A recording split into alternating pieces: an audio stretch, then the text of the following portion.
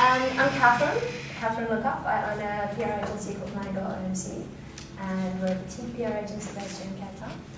And essentially what I'm here to do today is to show you just some practical examples of what we have done with campaigns.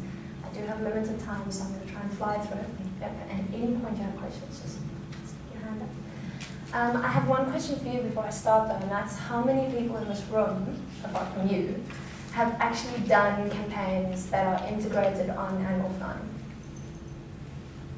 Okay, so all this other stuff, like this plethora of information that people are giving you today is kind of just hectic and you're trying to figure out how to apply it, I'm sure, because it's a lot of theory from conferences. Similar to Sarah, I just thought I'd run you through what we will talk about.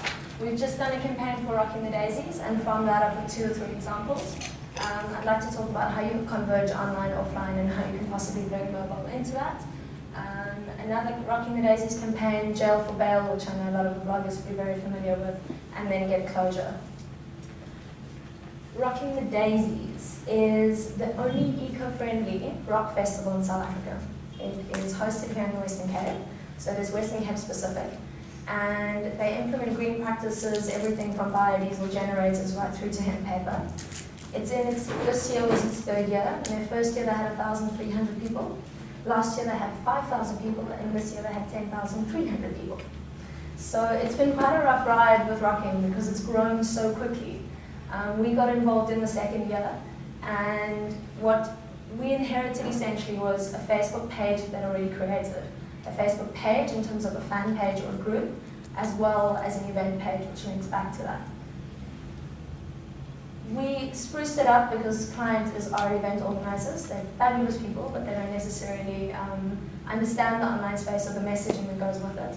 So we spruced up the page slightly, and what we started realizing is that other people were creating their own Rocking the Daisies groups and events. And of course your first reaction is freak out because you don't have any control over your messaging.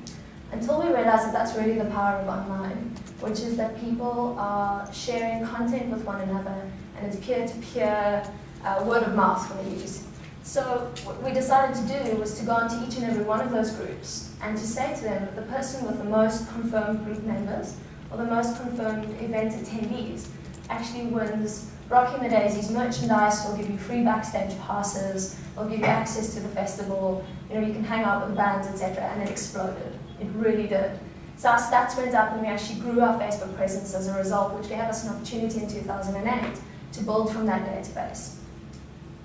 We also created a profile, and interestingly enough, it's important to look at what portal, as Bev said, is the best one to look at. If you're in America, you'll look at MySpace. But we're looking at a South African market, and Facebook is big. Everyone I know is on Facebook, and everyone you know is on Facebook. If they, surprisingly enough, people above the age of 35 are also on Facebook, and the stats are growing.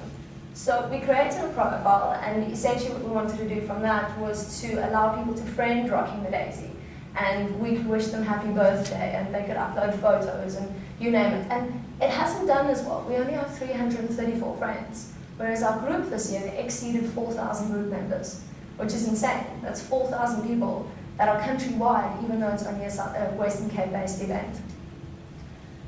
The statistics, 4,012 members as of yesterday or the day before, although I think we did reach 4,300. You'll find that people do kind of try and minimize and filter the information they get in their life. So the event is over, it will only be again next year, so they start minimizing on the content they receive through their live feeds, but then pick up on those as the event gains traction. The wall posts are really interesting. I know Rob ran you through kind of what you can do on Facebook, but the wall posts were amazing. We had 434 in total, and this is just for this year. And it's such a great way for people to leave comments about how they felt about the festival. It was a great way for us to give them feedback, because what happened with Rocking this year is no one anticipated the growth, and no one anticipated the amount of rain. So there was a lot of mud and a lot of queues. And you'll find that about 10% of your target audience are really annoyed because they had to sit in a queue for 4 hours. But it gave us an opportunity to go back and create discussion groups and forums, and we could actually direct message each and every one of the group members to say, if you were turned away at the gate Friday night at 12 o'clock because the queue was 5 hours long, we'll reimburse you.